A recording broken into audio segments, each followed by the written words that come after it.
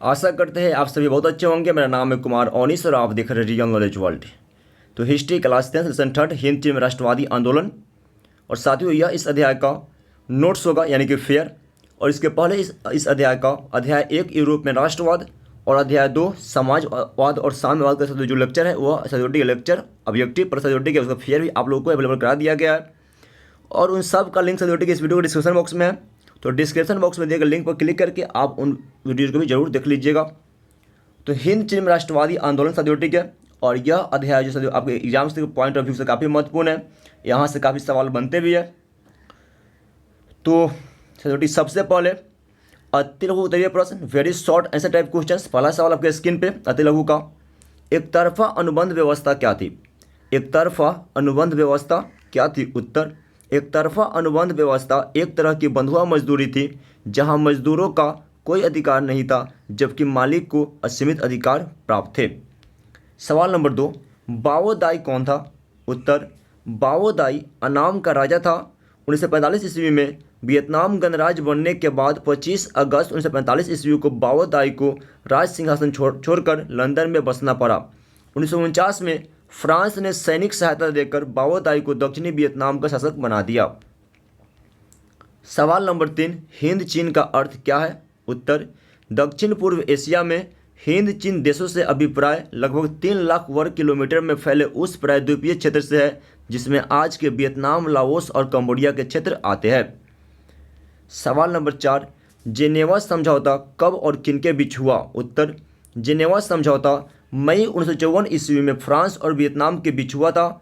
इस समझौते ने पूरे वियतनाम को 2 हिस्सों उत्तरी और दक्षिणी वियतनाम में बांट दिया। इसमें फ्रांस का समर्थन अमेरिका तथा वियतनाम का समर्थन रूस कर रहा था। सवाल नंबर 5, हुआ हुआ आंदोलन की चर्चा करें। उत्तर, हुआ एक बौद्धिक धार्मिक क्रांतिकारी आंदोलन था जो 1939 में शुरू हुआ था। इसके नेता हुइन फू सो था। क्रांतिकारी उग्रवादी घटनाओं को भी अंजाम देते थे जिसमें आत्मदाह तक भी शामिल होता था। साथियों अब इस अध्याय के लघु उत्तरीय प्रश्न, शॉर्ट आंसर टाइप क्वेश्चंस। पहला सवाल लघु का, हिंद चीन में फ्रांसीसी प्रसार का वर्णन करें। उत्तर, फ्रांसीसी कंपनी हिंद चीन में प्रसार करने में सक्रिय थी। धीरे धीरे फ्रांसीसी व्यापारियों के साथ पादरी भी इस क्षेत्र में आने लगे। 1747 ईस्वी के बाद फ्रांस अन्नाम में रुचि लेने लगा किंतु अभी भी इस क्षेत्र में उसकी पकड़ कमजोर थी। 19वीं सदी में इस क्षेत्र में फ्रांसीसी पादरियों की बढ़ती गतिविधियों के विरुद्ध उग्र आंदोलन प्रारंभ हो गया। इससे फ्रांस को अपनी सैन्य शक्ति के प्रयोग का बहाना मिल गया। सैन्य बल के आधार पर 1862 ईस्वी में फ्रांस अन्नाम को संधि के लिए बाध्य किया। इसी प्रकार 1863 ईस्वी में कंबोडिया पर तथा 1883 ईस्वी में तोंगकिन पर अधिकार कर लिया। इस प्रकार 20वीं सदी के शुरुआत तक संपूर्ण हिंद चीन फ्रांस के नियंत्रण में आ गया। सवाल नंबर 2, रासायनिक हथियारों एवं एजेंट ऑरेंज का वर्णन करें।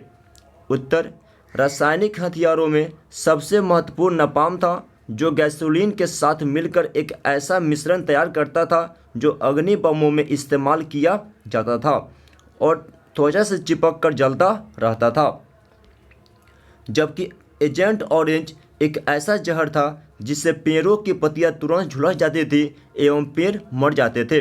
जंगलों को खत्म करने के लिए इसका प्रयोग किया जाता था। ऑरेंज पट्टी वाले ड्रमों में रखे जाने के कारण इसका नाम एजेंट ऑरेंज पड़ा।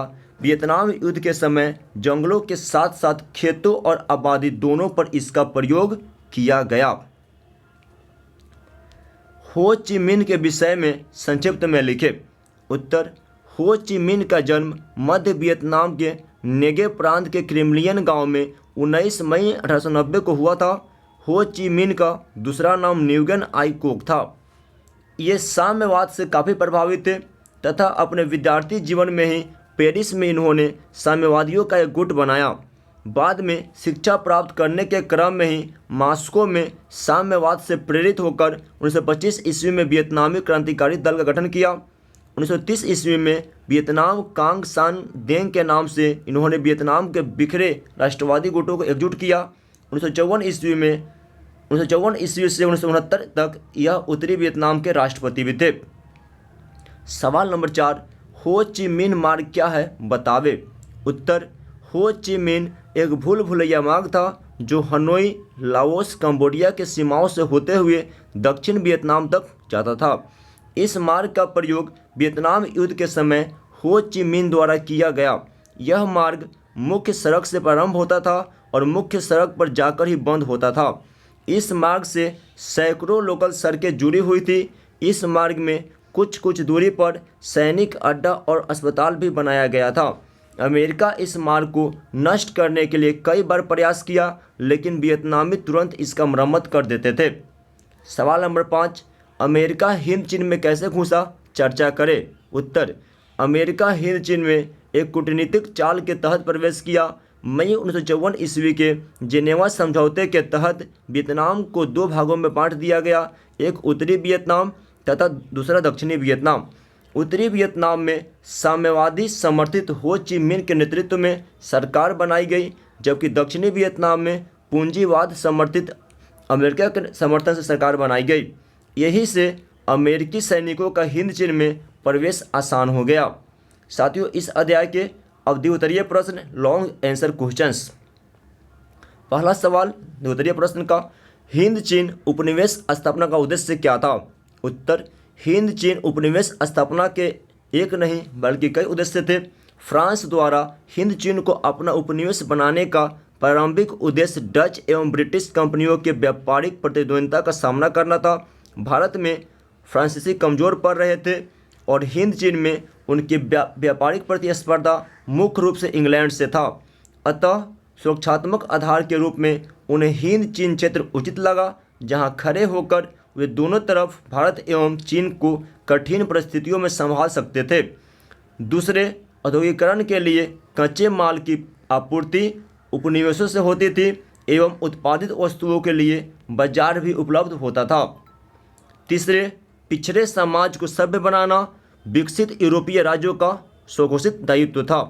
इन सब के अतिरिक्त हिंद चीन उपनिवेश स्थापना का एक कारण यह भी था कि फ्रांसीसियों के साथ साथ यूरोपियों का मानना था कि असभ्य और पिछड़े समाज को सभ्य बनाना उनकी जिम्मेदारी है। इस प्रकार उपरोक्त कथनों से यह स्पष्ट है कि हिंद चीन उपनिवेश स्थापना का एक नहीं बल्कि कई उद्देश्य था। सवाल नंबर 2, माइली गांव की घटना क्या थी, इसका क्या प्रभाव पड़ा। उत्तर, माइली दक्षिणी वियतनाम का एक गांव था जहां के लोगों को वियतकांग समर्थक मान अमेरिकी सेना ने पूरे गांव को घेरकर पुरुषों को मार डाला और औरतों बच्चियों को बंधक बनाकर उनके साथ कई दिनों तक सामूहिक बलात्कार किया गया। फिर उन्हें भी मारकर पूरे गांव में आग लगा दिया गया। लाशों के बीच दबा एक बूढ़ा जिंदा बच गया, जिसने इस घटना को उजागर किया। माइली गांव की घटना इतनी शर्मनाक थी कि जिसे शर्म को भी शर्म आने लगे। इस घटना के बाद विश्व में चारों ओर अमेरिकी सैनिकों की आलोचना होने लगी। हॉलीवुड, जो पहले वियतनाम में अमेरिकी सैनिकों के कार्रवाइयों का गुणगान करती थी, वह भी अब अमेरिकी सैनिकों की भर्त्सना करने लगी। स्वयं अमेरिका में भी अब अमेरिकी सैनिकों की आलोचना होने लगी। इस प्रकार उपरोक्त कथनों से यह स्पष्ट है कि माइली गांव की घटना विश्व इतिहास की क्रूरतापूर्ण एवं एक शर्मनाक घटना थी।